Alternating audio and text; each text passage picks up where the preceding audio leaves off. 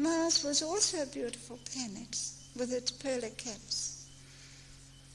We can still see the riverbeds, the dry riverbeds now.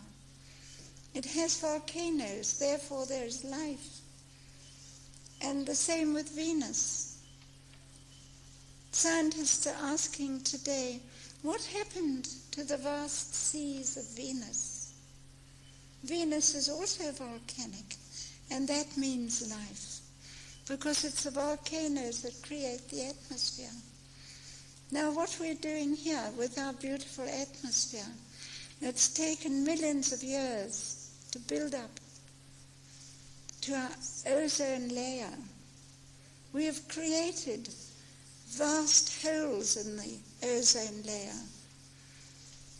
The result is ultraviolet rays are coming through, which will kill off all vegetation. This we cannot put right because it takes eons of time to build up again. They were testing the H-bomb in the atmosphere. This had to be curtailed because they realized what they were doing to the atmosphere, and not only the atmosphere, but to the star, our sun. Every time a hydrogen bomb was exploded in the atmosphere, an electromagnetic wave would speed out into space and affect the sun, and therefore boomerang back onto the atmospheres of planets. Now we plan to bring Venus back to life by seeding the atmosphere with algae, to bring back the storms and the rains, to cool the surface and to create the seas again, and to have life again on Mars. This is all actually happening. And we are being helped by Arkan's great civilization, which is a very wonderful thing, because we can't go on overpopulating this beautiful planet. We have to find another planet. As in the past, we moved out to other continents. We have to move out now to other planets. This is vital, because this planet cannot sustain us all, not much longer. And when you think of the vast amount of people that now exist on this planet, it is a very frightening thought. There are too many people, and nature cannot cope. So it's time that we shipped a vast number of people to Mars, and this will happen in a very short time. It's all being organized now. You see, with Arkan civilization, they take over other planets and prepare them for human habitation, which they are in the process of doing. They take over other planets instead of having zoos, as we have here, and we lock up the animals and the birds in small areas. They give them a whole planet with their environment. They have the carnivorous animals on one planet and the carnivorous fishes there, and they have the herbivorous animals on another planet where they can live out their lifespan in peace and harmony with nature. This is how it is meant to be, and this is how they are populating the entire galaxy gradually.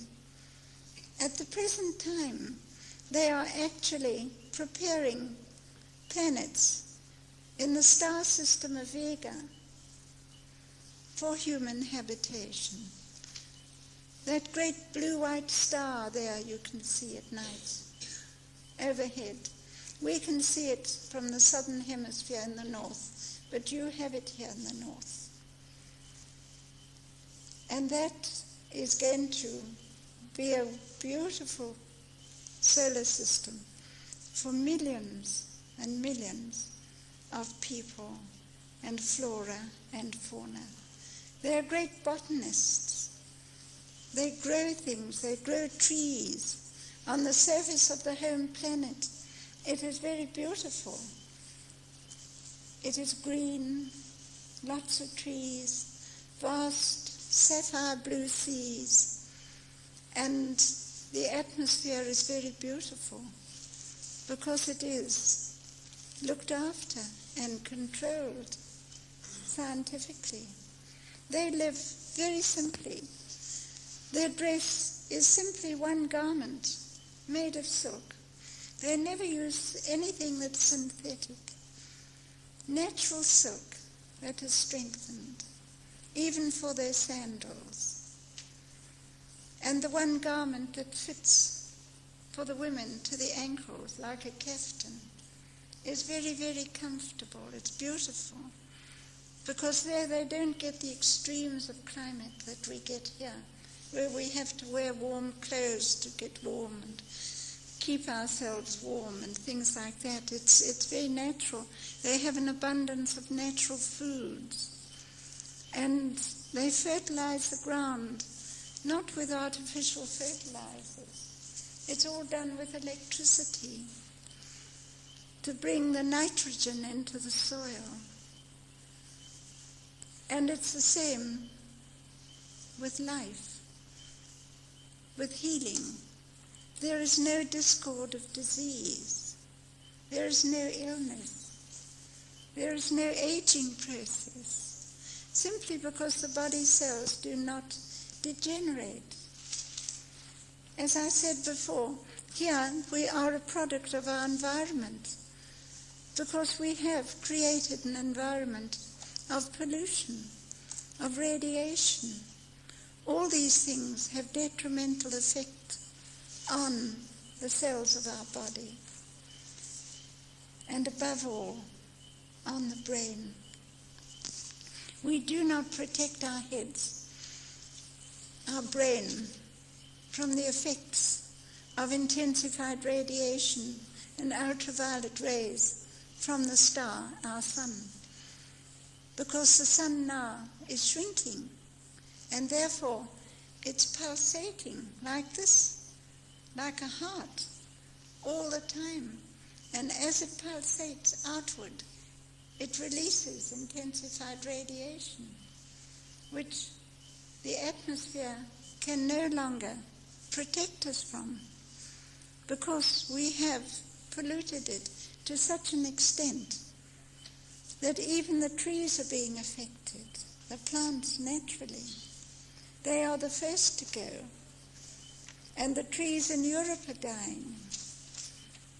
But not only because of the atmosphere, but because of terrible experiments that they're doing for military purposes with a very low frequency electromagnetic waves to change the wind patterns throughout the entire planet, which